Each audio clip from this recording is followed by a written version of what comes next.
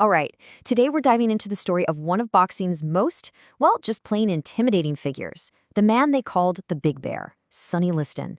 His story is all about raw power, a stunning fall from grace, and a mystery that people still argue about. But to really get it, our story doesn't start in some flashy boxing ring.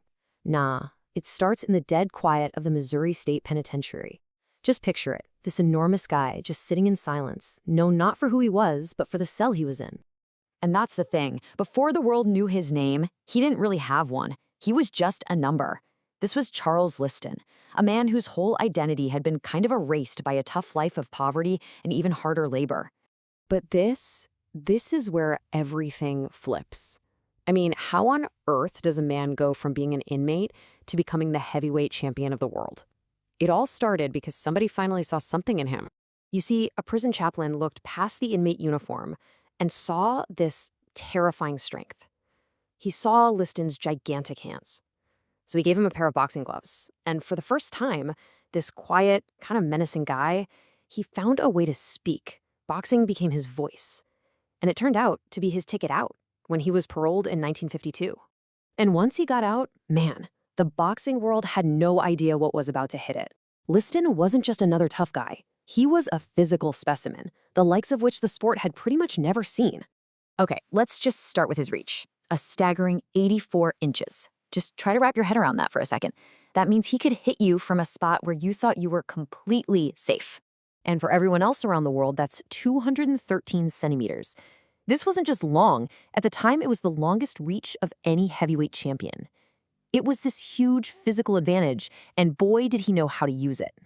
And it wasn't just the arms. His neck was 21 inches. That's about 53 centimeters. Basically a tree trunk. It made him almost impossible to knock out. But the stats don't tell the whole story. He didn't just win fights. He absolutely broke guys' spirits. A lot of top fighters were genuinely scared to even step in the ring with him.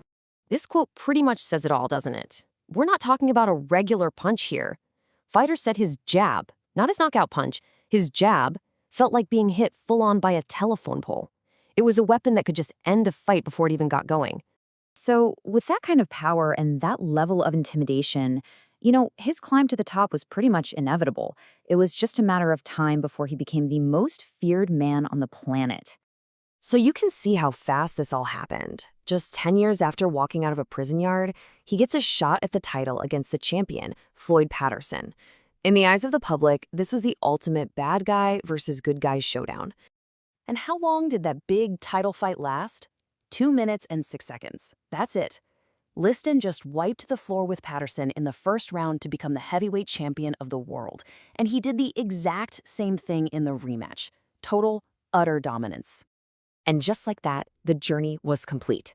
From prisoner number 79 to 78 to the undisputed king of the boxing world.